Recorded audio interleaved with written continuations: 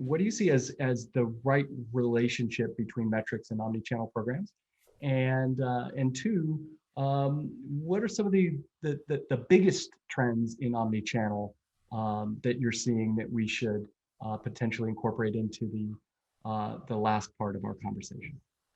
So trends, there are many really important trends. Actually, before I continue, can I please ask Erica, what do you say instead of click? We say select. Oh, thank you. Yeah, it used to be click or tap for a little while. It was click. I should have clarified. Yes, we used to say click or tap, thinking that people were on a mobile device, and now it's just select, which is somewhat future proofing. Who knows what devices we'll use in the future? Thank you so much, because Click. I sat on a team where we thought about that for a whole afternoon and couldn't come up with something that everybody liked. So I'm really happy. Thank you. That's a good word, select. So trends. So a lot of the examples have already come out. So we've talked about teamwork. I think that there's an awareness that content is not the purvey of any particular role, because what's the good of some content sitting on a file system in your network? Nothing. You need a team of people to take content and ship it, distribute it, measure it, tell you whether it performed, et cetera, et cetera, et cetera. So there's an awareness of that. We have, for example, Erica is evidence of that. She's a content designer, and so we used to have the worlds of content and the world of design, and these are coming closer together. We're getting these kind of crossover roles now that take user research, take design principles, they take a more holistic view to communication, and they're applying it to content.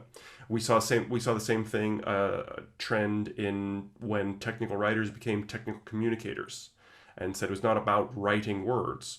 And so this kind of cross-pollination and awareness that it takes a village. For me, that's a really big one. Christopher spoke to the impact of COVID. I think we've seen with COVID, and when I say we, I mean everyone, even up to a management and executive level, has seen we're at a distance, and what we use to represent us and to get work done asynchronously at a distance is content. That's how we're able to collaborate. That's how we're able to communicate, understand each other at a distance, at scale, which is what we need to be able to do. It's content that powers all that. So we've seen the importance of content be raised by the circumstances that we're in. And that has had spill-on effects, because as we've needed to move even faster around content, then that brings out the teamwork aspects. And I think that what I mentioned in the beginning, this idea that omnichannel is about zooming out. It's about saying, how do we solve for the overall user problem? How do we solve for the journey and the journeys for the audience? How do we tackle these bigger issues? That's what is becoming. That's what's getting organizations to actually ask for omnichannel by name. So as a consultant who's been doing this for 20 years, instead of me going in and kind of saying, maybe we should think about the bigger picture, and maybe we shouldn't be so focused on this document or this campaign, now clients are coming screaming, we need to solve for this, because we can't handle the increasing number of channels, the increasing demands of our audience, and the fact that we're simply losing track of all this. We can't keep on top of it anymore. We're contradicting ourselves. Things are going out of date. Our content is not performing as we want it to. Which takes me to the second part of your question about performance. So that's my big passion now, because I've been an advocate for kind of 2 decades of the ideas that we're talking about. And I've realized that what I have been missing, so therefore I think what the conversation has been missing, is the hard numbers. We can only take this discussion so far up into the organization, and therefore so wide across the organization, if we don't have the numbers to back it up. So measurement and metrics has been kind of my passion recently.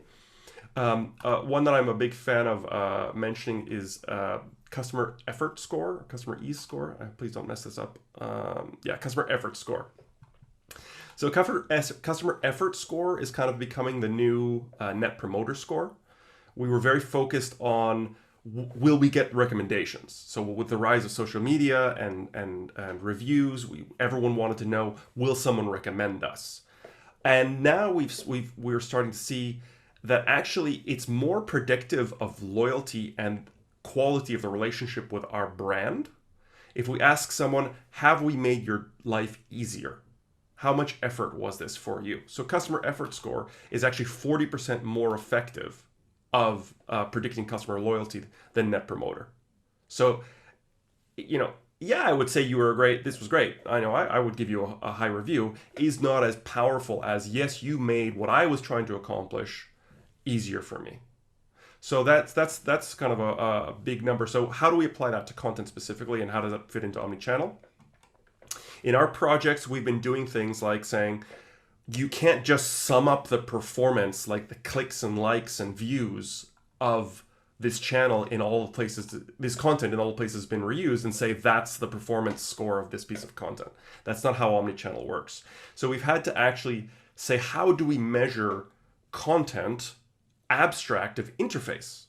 How do we say this content is good or bad without getting tied up into UX design and colors and buttons and formats and so for example, accessibility. Is the content good for everyone? How do you do that if one person can't see it? So these are the kind of questions we've been tackling recently in our projects, and we've been doing things like creating metrics like time to answer. So not how quick do I find the content, which is, and everyone is obsessed with search and still is, but once I have found the content, how fast can I consume, understand, and get my answer, my objective solved by this content? And by taking that perspective and writing to that goal, we've been able to do things like shave 42% off of how long it takes someone to, once they're there on the piece of content, understand it and get out an answer. And we can do that in like a laboratory style setting where you do a before and an after, and you do an actual time trial in seconds. Other things like confidence in the content. How confident am I when I have read that answer that I've gotten the truth out, or I've gotten at least the answer I wanted out? So it comes back to Chris's example. That's essential in the modern world where there's so many content sources. Do I believe that I've got the right stuff out of this? And we've been able to see big increases in there. And what we've been able to see, because we're often dealing with very complex content, banking, software, pharmaceuticals, medical devices, is simply accuracy. People were having trouble finding the right answer and saying, yes, this is the correct answer. I can stop searching now. Here it is. And we did things like, rather than test what the organization felt was right or wrong, we have the consumers read it, deliver their answer, and then we see, are we able to go full circle? Are they able to read it and tell us back the answer, and we can say, yes, that was what we were expecting you to get out of it. And we've seen again, like numbers like 250% increase in actual ability of the customer to say, this is the right answer, I found it, and we're able to verify that, yes, you found the right answer that we were intending you to get.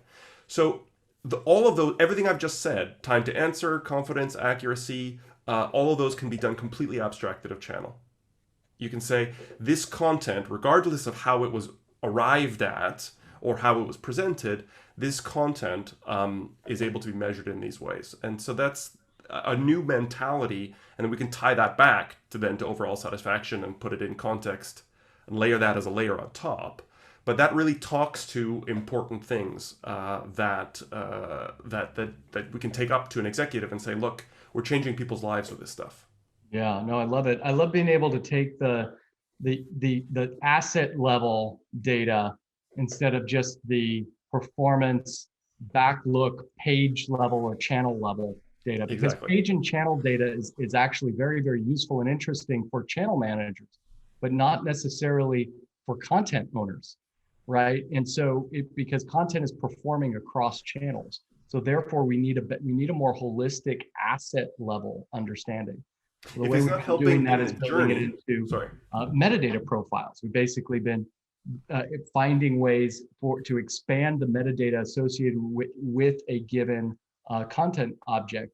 So that content type, it's expanded with metadata that accrues increments based on behavior or in context polling to the asset. So that kind of confidence in polling or the, did they need to reach out to a customer service rep after they encountered that content, right? That can accrue, that information can accrue to the content and stay with the content record, not just with the the page level record. So it's that asset-based performance that really it changes the entire mindset, because it starts to create content as an asset that it lives its own life independently of channel, right? You just reminded me of something which I left out of both answers, Yeah.